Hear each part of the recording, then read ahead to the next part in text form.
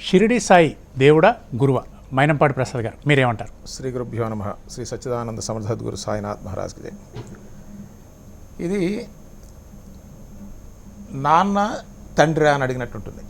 ఎందుకంటే కబీర్ దాస్ ఒక మాట చెప్తారు,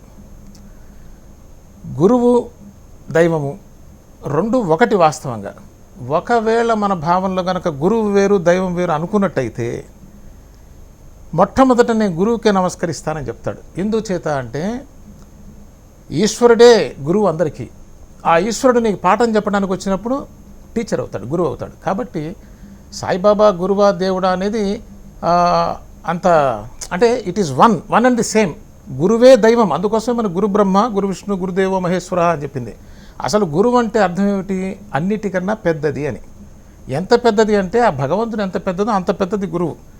కాబట్టే గురువు ద్వారా మాత్రమే నీకు దైవ సాక్షాత్కారం తప్ప గురువు వినా ఇక మోక్షం లేదని మన శాస్త్రాలను కూడా ఘోషిస్తున్నాయి. అంటే రెండు ఒకటే అయి ఉంది.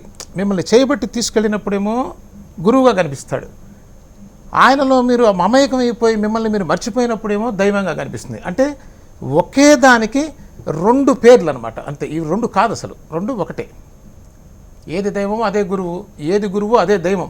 ఆ గురువే దైవం కాకపోయినట్లయితే ప్రయోజనం శూన్యం. యాక్చువల్గా షిరిడి సాయిబాబా గురువా దైవమా? హిందూ సంఘాలకు ఉన్న అబ్జెక్షన్ ఏంటి? ముందుగా హెచ్ఎంటీవీ ప్రేక్షకులకు నమస్కారం. ఏదైతే ఇప్పుడు గురువా దైవమా అనే ఒక విషయం పైన చర్చ జరుగుతుందో, ఈ విషయంలో గురువు గురువే అంటాను, దైవం దైవమే అంటాను. దైవాన్ని మించిన గురువు లేడండి. ఎక్కడైతే మీరు గురువుగా చెప్తా ఉన్నారో అతను కూడా దైవాన్ని స్మరించిన తర్వాతే గురుతత్వం వస్తుంది. ముందుగా గురుతత్వం ఎవరికి రాదండి. కాబట్టి ఏదైతే గురువుగా మనం భావిస్తూ ఉన్నామో ఆయన ఒకప్పుడు ఒక దైవాన్ని స్మరించినటువంటి వ్యక్తే. కాబట్టి దైవమే గురువు గురువే, వీరిద్దరు ఒకటి కాదని నాకు భావన.